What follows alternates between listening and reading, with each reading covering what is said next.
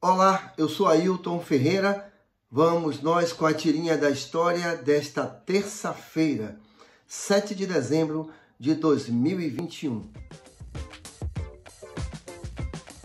A tirinha da história é a nossa revista eletrônica, todos os dias, no nosso canal do YouTube, Ailton Ferreira, no nosso Facebook e, particularmente, você recebe no seu WhatsApp. Quando não desejar mais recebê-la, por favor, nos informe. A tirinha é a proposta nossa, já de alguns anos, de todos os dias, lembrar para as pessoas fatos, episódios, personagens da nossa história contemporânea. Lembrando hoje que nesta data, em 1909, através da lei do salário mínimo, a França, país do continente europeu, instituiu o menor salário, o salário mínimo que possibilitasse às pessoas sobreviverem com alimentação digna, com suas despesas de higiene e moradia, previdência com dignidade. Tal como foi pensado o salário mínimo no Brasil. O salário mínimo no Brasil, quando foi instituído, foi também obedecendo à Organização das Nações Unidas, um salário que permitisse a uma família de 4 pessoas se alimentar com dignidade, morar, vestir, se proteger, fazer a sua higiene com dignidade. O que nós não vemos no Brasil é porque o salário mínimo sequer dá para as pessoas comerem com dignidade. Quanto mais assegurar moradia, higiene, proteção, segurança. Aliás, o salário observa também a pirâmide de Maslow, que estabelece as necessidades primárias, as necessidades fisiológicas de comer, de se alimentar, de tomar banho das pessoas. Infelizmente, no Brasil, temos um salário que não dá para viver e ainda temos, mais do que pessoas que ganham pouco, temos quase 14 milhões de pessoas no Brasil sem emprego. Isso é muito triste. Em 1987, a Unesco, que é órgão da Organização das Nações Unidas para tratar da cultura, definiu que Brasília seria patrimônio da humanidade, patrimônio cultural da humanidade. A grande obra de Oscar Niemeyer, o arquiteto, que transformou aquele lugar no que é hoje, com seus prédios, com suas edificações. Brasília, por isso, é patrimônio da humanidade.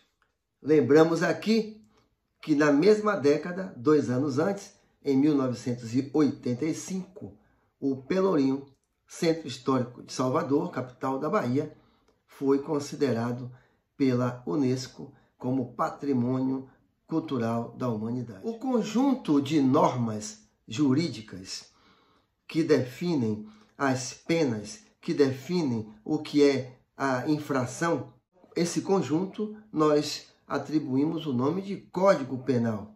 O Código Penal brasileiro é o conjunto de normas de regramento que define o crime, que define as penalidades.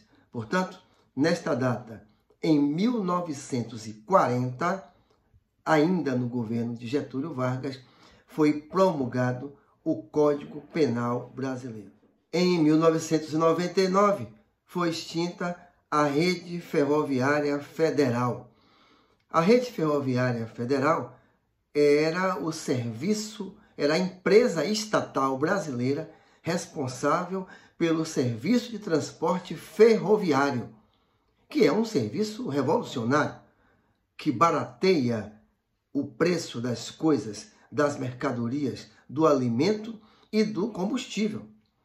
Infelizmente, o Brasil fez a escolha pela estrada de rodagem construída com base no asfalto, construída com base na indústria petrolífera e, com isso, privilegia o transporte por caminhões, por ônibus, o que encarece os produtos, o que encarece a mercadoria e a alimentação que chega na mesa de cada pessoa no Brasil. A linha férrea federal, a rede ferroviária, cobria quase todo o Brasil. Grande parte do território brasileiro era servido pela rede ferroviária federal, que fazia o transporte de pessoas e fazia muito bem o transporte de cargas. Quem tem aí em torno de 40, 50 anos, 60, 70, vai lembrar dos nossos trens que partiam da calçada com destino a Paripe, Simões Filho, Camaçari, Alagoinhas, Montes Claros, em Minas Gerais, os trens que carregavam cimento, os trens que passavam pelo Recôncavo e que passavam pela região metropolitana de Salvador, levando gente, trazendo gente e transportando as mercadorias.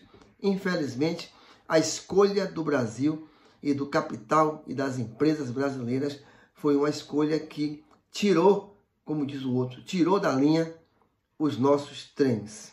Hoje, o pavilhão da velha estação da calçada é um prédio histórico que deve ser transformado em um museu ou um espaço para a gente reviver aquele espaço da cidade e a nossa cultura do transporte. Pode ser um grande auditório para eventos, debates, encontros,